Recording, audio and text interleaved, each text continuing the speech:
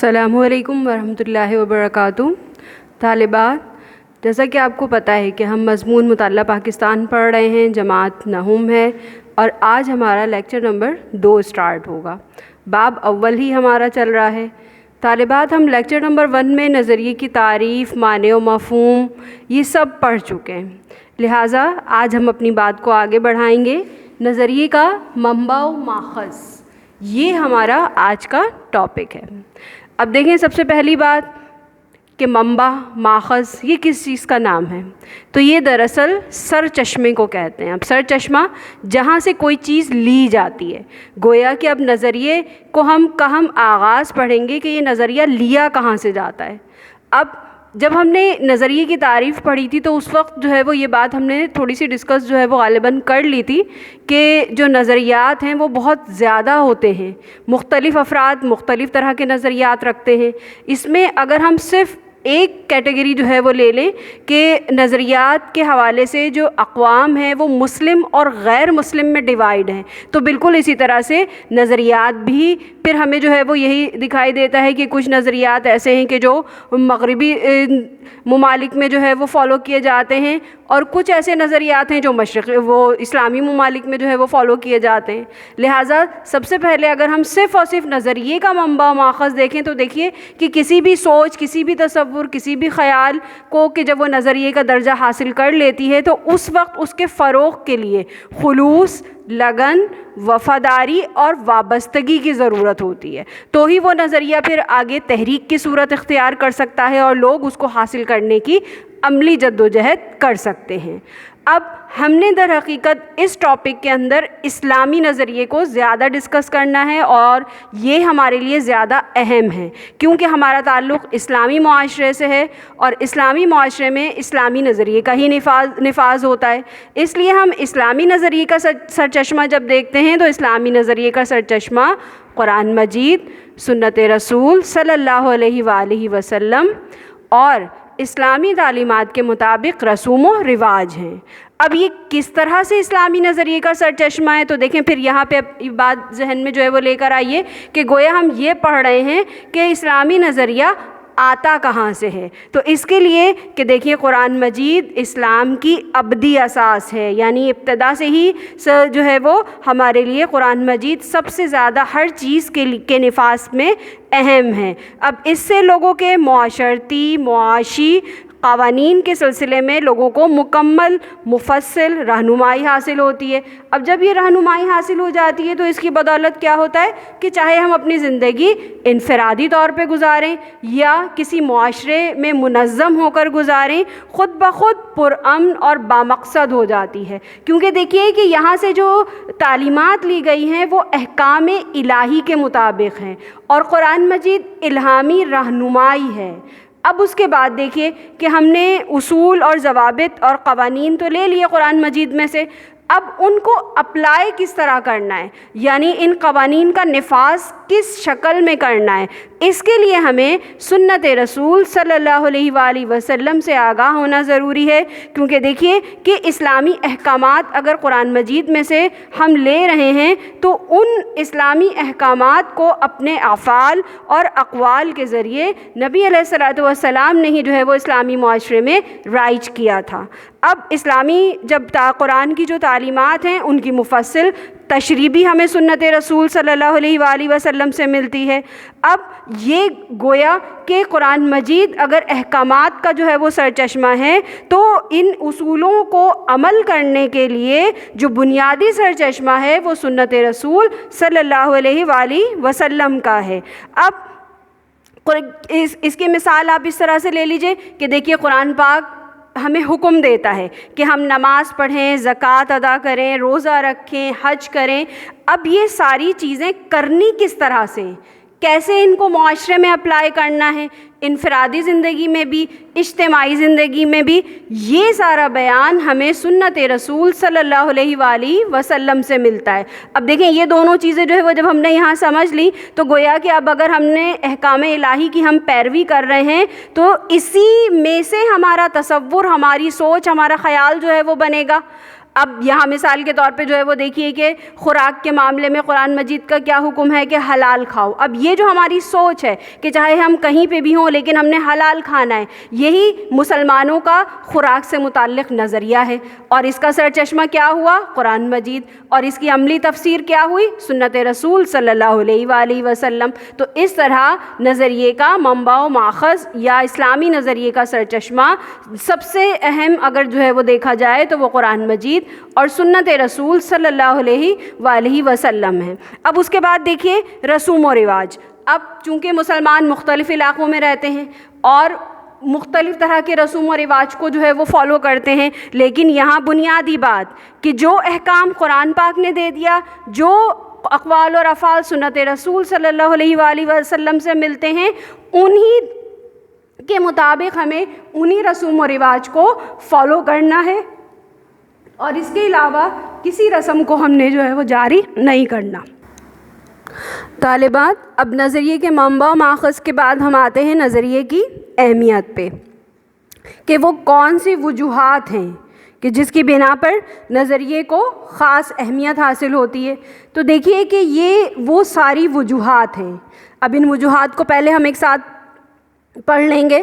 افکار اور خیالات کا عکاس, قومی اتحاد کا سرچشمہ, قوت محرکہ, درست فیصلے میں مدد, آزادی کا تحفظ, اسلامی اقدار کا عکاس. اب یہ کیا چیز ہے؟ یہ تو یہ نظریہ ہے کہ نظریے کے ذریعے سے, نظریے کی وجہ سے افکار اور خیالات کی عکاسی ہوتی ہے, قومی اتحاد کا سرچشمہ بنتا ہے. قوت محرکہ, اب قوت محرکہ کسی بھی چیز کو آگے بڑھانے والی, حرکات و سکنات کو آگے بڑھانے والی جو قوت ہے وہی جو ہے وہ قوت محرکہ ہوتی ہے, اور وہ نظریہ ہی فراہم کرتا ہے. اب درست فیصلے میں مدد کہ دیکھیے کہ کوئی جب اپنا نظریہ لوگوں کے سامنے پیش کرتا ہے تو اس سے کیا ہوتا ہے, افراد کے اندر ایسی بصیرت پیدا ہوتی ہے کہ جس کی مدد سے وہ انتخاب کرنے میں انہیں جو ہے وہ آسانی ہو جاتی ہے. پھر اسی طرح سے جو نظریہ ہے وہی آزادی کا بھی تحفظ جو ہے وہ فراہم کرتا ہے, اور اسلامی نظریہ اسلامی اقدار کی عکاسی کرتا ہے. اب ون بائی ون ہم ان کی جو ہے وہ وضاحت کریں گے کہ دیکھیے نظریہ افراد کے افکار و خیالات کا عکاس ہوتا ہے. اب کس طرح سے کہ ان کا رہن سہن, سوچ, طرز فکر, معاشرتی مراسم, کیسے معاشرے میں رہیں گے, کون سا طرز زندگی جو ہے وہ معاشرے میں اپلائی کیا جائے گا, کس رہن سہن, یہ ساری چیزیں ہمیں جو ہے وہ ایک نظریے سے ہی فراہم ہوتی ہیں. اب پھر یہاں مثال اگر آپ جو ہے وہ دیکھ لیجئے کہ چونکہ ہم جو ہے وہ اسلامی نظریے سے تعلق رکھتے ہیں, لہٰذا ہم اپنی ہر چیز میں جو ہم عکاسی کریں گے وہ اسلامی نظریے کی کریں گے. اب دیکھیں مختلف طرح کی سوچ, مختلف طرح کا انداز, لوگوں کا مختلف طرح کا تصورات جو ہے وہ ہوتے ہیں, لیکن اگر نظریہ ایک ہوتا ہے ان کا تو کیا ہوتا ہے کہ ان میں قومی اتحاد پیدا ہو جاتا ہے. گویا نظریہ وہ سر چشمہ ہے جو قومی اتحاد کے لیے افراد کو ایک جگہ پر جمع کر دیتا ہے. اب معاشرے میں رہتے ہوئے افراد کی جو بھی حرکات و سکنات ہوتی ہیں, یعنی ان کی ایکٹیویٹیز, اب یہ جو ایکٹیویٹیز ہوتی ہیں کس حوالے سے ہوتی ہیں کہ دیکھیں انفرادی سطح پہ بھی کہ ہم نے جو ہے وہ کیسا شہری بن کر رہنا ہے, اجتماعی سطح پر بھی کہ ہم نے جو ہے وہ معاشرے میں اپنے آپ کو کیسے لوگوں کے ساتھ جو ہے وہ رکھنا ہے. اب یہ ساری کی ساری جو قوت جو ہے وہ ہمارے اندر موجود ہوتی ہے, یہ ہماری قوت محرکہ, اب ان کو یہ سب جو ہے وہ نظریے کی ہی جو ہے وہ دین ہوتی ہے. اور ہوتا کیا ہے کہ دیکھیے ایک نظریے کے ہی ماننے والوں کے اندر یہ قوت محرکہ اتنی اسٹرانگ ہو جاتی ہے کہ وہ اس نظریے کے تحت اپنی جان کو دینے سے بھی گریز نہیں کرتے. اب اس میں آپ پازیٹیو اور نیگیٹو بھی جو ہے وہ دیکھ لیجئے کہ دیکھیے کہ ایک فوجی وہ ایک حب الوطنی کے نظریے سے ہی تو سرشار ہوتا ہے کہ اپنی زندگی کو جو ہے وہ داؤں پہ لگا دیتا ہے اور وہ شہید ہو جاتا ہے. اب بالکل اس کے اپوزٹ دیکھیے تو ایک دہشت گرد ہے, وہ بھی ایک نظریے سے ہی وابستہ ہوتا ہے اور وہ نظریہ اس کا تخریبی ہوتا ہے اور وہ اس کے تحت اپنی جان جو ہے وہ قربان کر دیتا ہے. لیکن بہرحال ہوتے کسی نہ کسی نظریے سے ہی جو ہے وہ وابستہ ہیں دونوں. تو اس طرح نظریے نے ان کو یہ قوت محرکہ دی کہ وہ اپنی جان دینے کو بھی جو ہے وہ کوئی اہمیت جو ہے وہ نہیں دیتے. اب دیکھیں درست فیصلے میں مدد کس طرح سے جو ہے وہ ہوتی ہے کہ اب ہمیں رہنماؤں کا انتخاب کرنا ہے. اب رہنماؤں کا انتخاب کرنا ہے. اب اس میں آپ مثال کے طور پہ آپ کے سامنے بہت سارے سیاستدان کھڑے ہوئے ہیں. اب آپ سے وہ یہ کہتے ہیں کہ ہم جو ہے وہ اگر آپ ہمیں ووٹ دے دیں تو ہم آپ کے لیے آٹا جو ہے وہ 10 روپے کلو کر دیں گے. تو دیکھیے کہ اب یہ کیسے ممکن ہو سکتا ہے کہ وہ 10 روپے کلو کریں گے. کیوں کہ جب آپ کے پاس یہ سوچ تو موجود ہے نا کہ بھئی یہ آٹا جو ہمارے پاس گندم سے لے کے اور یہ آٹے کی شکل میں ہمارے پاس موجود ہوتا ہے تو اس کے اخراجات اتنے تھوڑی ہیں کہ یہ ہمیں 10 روپے میں فراہم ہو جائے. لہٰذا یہ رہنما یہ ایسا کبھی بھی نہیں کرے گا اور یہ صرف جھوٹ بول رہا ہے. لہٰذا اب جب اس کی سوچ کی عکاسی ہمارے پاس آ گئی تو ہمیں جو ہے وہ درست فیصلے جو ہے وہ کرنے میں مدد جو ہے وہ حاصل ہو جاتی ہے. اب دیکھیے کہ نظریہ جو ہے وہ آزادی کا کس طرح سے جو ہے وہ تحفظ جو ہے وہ کرتا ہے کہ جب ہم اپنی سوچ میں اپنے نظریے پر پختہ ہوتے ہیں تو اسی کی بنا پہ جو ہے وہ کیا بات جو ہے وہ ہمارے سامنے جو ہے وہ آتی ہے کہ ہم اپنی آزادی، رسوم و رواج، ان ساری چیزوں کو برقرار رکھتے ہیں. اور جو اسلامی نظریہ ہوتا ہے وہ اسلامی اقدار کا عکاس ہوتا ہے. اور کون سی اسلامی اقدار کا کہ جو سنت رسول صلی اللہ علیہ وآلہ وسلم کے ذریعے سے جو ہے وہ ہمیں دکھائی گئی ہیں، اسلامی معاشرے میں رائج کر دی گئی ہیں. ہمیں بتا دیا گیا ہے کہ کیسے ایک اسلامی معاشرہ اسلامی نظریے اور احکام الہی کے تحت کام کرتا ہے. طالبات یہاں ہمارے یہ دونوں جو عنوانات ہیں وہ مکمل ہو گئے. اب جس طرح سے آپ نے جو ہے وہ پہلا جب ہمارا یہ عنوان مکمل ہوا تھا نظریے کی تعریف، معنی و مفہوم، تو پھر اس کا سوال آپ کو دیا گیا تھا اور اس میں ساری ہدایتیں آپ کو دی گئی تھی کہ کیسے جو ہے وہ آپ نے اس سوال کو کرنا ہے. تو یقینی طور پہ جو ہے وہ آپ نے اگر وہ سوال کر لیا ہے تو آپ کی سمجھ میں یہ بات آ گئی ہوگی کہ آگے کے سوالات بھی جو ہے وہ اسی ہی پیٹرن کو فالو کرتے ہوئے کیے جائیں گے. اب یہاں سوالات جو ہے وہ دیکھتے ہیں. اب سبق کے مختصر سوالات. پہلا سوال، اسلامی نظریے کے منبع و ماخذ تحریر کریں. اب یہاں دیکھیں کہ جواب اور پہلی جو لائن ہے اسلامی نظریے کے منبع و ماخذ درج ذیل ہے. یہ سمجھ لیجئے کہ یہ والی جو لائن ہے یہ آپ نے لازمی لکھنی ہے. اس کے بعد اب اس سے پہلے جو ہے وہ یہ طالبات یہ کیجیے گا کہ یہاں ہیڈنگ ڈالیے گا اسلامی نظریے کے منبع و ماخذ، یہ آپ کی سینٹرل ہیڈنگ ہے. پھر یہ والی لائن ہے. اب اس کے بعد ان کو قرآن مجید، سنت رسول صلی اللہ علیہ وآلہ وسلم، رسوم و رواج، یہ ایک ایک ہیڈنگ ڈال کے اور اس کا جو میٹر ہے وہ لکھتی جائیے گا. اب یہاں نوٹ بھی لکھ دیا گیا ہے کہ اس سوال کا جواب صفحہ نمبر 6 پر موجود ہے. اور جب آپ سندھ ٹیکسٹ بک بورڈ یعنی یہ آپ کی مطالعہ پاکستان کی کتاب ہے جماعت نہوم کی، وہ لیں گی اور اس میں صفحہ نمبر 6 جو ہے وہ آپ کھولیں گی تو آپ کو یہ سارا کا سارا اس ہیڈنگ کے ساتھ جو ہے وہ دکھائی دے جائے گا اور آپ جو ہے وہ اس کو تحریر کر لیں گی. اب دیکھیں یہاں چونکہ شارٹ کویسچن میں آپ سے کروایا جا رہا ہے تو بالکل ایک ایکسٹریکٹ ہوتا ہے نا، یعنی کسی بھی چیز کا جو جز ہوتا ہے اس کو ہی تحریر کرتے ہیں. کہ جیسے مثال کے طور پہ قرآن مجید کے حوالے سے جو ہے وہ لکھنا ہے تو دیکھیے کہ اب اس میں آپ نے قرآن مجید کے حوالے سے جو ہے وہ کیسے جو ہے وہ لکھنا ہوگا کہ قرآن مجید کے ذریعے سے یعنی اس کے قرآن مجید کے ذریعے سے لوگوں کی معاشرتی اور معاشی قوانین کے سلسلے میں مفصل اور مکمل رہنمائی ہوتی ہے، جس کی بدولت انفرادی اجتماعی زندگی پرامن اور بامقصد ہو جاتی ہے. دیکھیں اس طرح تحریر کرنا ہوگا. اب پھر سنت رسول صلی اللہ علیہ وآلہ وسلم ہے تو دیکھیے کہ سنت رسول صلی اللہ علیہ وآلہ وسلم کو کہ کس طرح سے آپ نے جو ہے وہ تحریر کرنا ہوگا کہ اسلامی قرآن مجید اسلامی اصولوں کے بنیادی خد و خال بیان کرتا ہے، لیکن ان کی تشریح اور وضاحت رسول اللہ صلی اللہ علیہ وآلہ وسلم کے اقوال میں ملتی ہے. اسلام کے بنیادی ارکان یعنی نماز، زکوٰۃ، روزہ اور حج کی تفصیلات رسول اللہ صلی اللہ علیہ وآلہ وسلم نے بیان فرمائی ہے. اب دیکھیں یہ اس طرح یہ جملہ مکمل کرنا ہے. جو رسوم و رواج والا ہے یہ مختصر ہی ہے، لہٰذا آپ اس کو چاہیں تو پورا تحریر کر سکتی ہیں.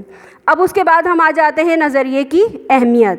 اب اس میں دیکھیں سینٹرل ہیڈنگ ڈالنی ہے. سب سے پہلے نظریے کی اہمیت پر 4 جملے درج ذیل ہیں. اب یہ چاروں ہیڈنگز آپ نے جو ہے وہ الگ الگ ڈیفائن کرنی ہے. جب آپ کتاب یعنی صفحہ نمبر 6 پہ ہی جو ہے وہ یہ اس سوال کا جواب بھی جو ہے وہ موجود ہے تو آپ دیکھیں گی کہ یہ سارا میٹر آپ کو مل جائے گا کہ کس طرح سے کہ یہ افراد کے اب یہ شروع ہو رہا ہے یہ افراد آپ کیا لکھ رہی ہیں؟ نظریے کی اہمیت اہمیت لکھ رہی ہیں، لہٰذا آپ یہ کی جگہ پہ کیا کیجیے گا، نظریہ لکھ لیجیے گا. نظریہ افراد کے افکار و خیالات کا عکاس ہوتا ہے، اس طرح شروع کیجیے گا. اب اس کے بعد لکھا ہوا ہے کہ یہ لوگوں کو ایک پلیٹ فارم، پھر یہ کی جگہ نظریہ لکھ لیجیے گا، پھر قوت محرکہ. تو اب وہ تمام حرکات و سکنات کے لیے قوت محرکہ ہے. اب وہ سے کیا مراد ہے، نظریہ ہے. اب درست فیصلے میں مدد، اب یہاں آپ صفحہ نمبر 7 میں جو ہے وہ دیکھیے گا تو آپ کو جو ہے وہ نظر آ جائے گا، یہاں نظریہ تحریر ہے، یہ یا وہ تحریر نہیں ہے. تو اس طرح یہ سنٹینس آپ ایز اٹ از لکھ سکتی ہیں. اب دیکھیں یہ بات ہماری جو ہے وہ یہاں پر مکمل ہو رہی ہے، اور کام آپ نے وہی بالکل جو ہے وہ اس کرنے کی صورت وہی ہوگی کہ آپ نے جو ہے وہ اسائنمنٹ لکھا ہے سوال نمبر 1 کے بعد سوال نمبر 2، پھر سوال نمبر 3. اب یہ سارے جتنے بھی سوالات آپ کو جو ہے وہ لکھوائے جا رہے ہیں، یہ سب آپ تحریر کرتی جائیے. اور یہ بات ذہن میں رکھیے کہ یہ آپ سبق جو آپ کا اول ہے، یہ ایگزامینیشن پوائنٹ آف ویو سے بہت زیادہ اہم ہے، اور اس میں سے مختصر سوالات بھی اور بیانیہ سوالات بھی امتحان میں لازمی آتے ہیں. لہٰذا یہ سوالات میں بھی ترتیب، یہ بات جو ہے کی ترتیب میں بھی یہ بات ذہن میں رکھیے کہ دیکھیں آپ کو یہاں وہی سوالات کروائے جا رہے ہیں جو آپ سے ذہنی مطابقت رکھتے ہیں، یعنی جن کو کرنے کی آپ کے اندر صلاحیت موجود ہے، آپ کر سکتی ہیں. لہٰذا اپنے ٹائم کو ضائع مت کیجیے گا، اور لازمی طور پہ جو ہے وہ سارا کام ترتیب سے کیجیے گا. اور ترتیب سے کس طرح سے کہ یہ جو ہے وہ ساری جو ہے وہ ہیڈنگز اور جو ہے وہ پراپر طریقے سے کیجیے گا. السلام علیکم ورحمۃ اللہ وبرکاتہ.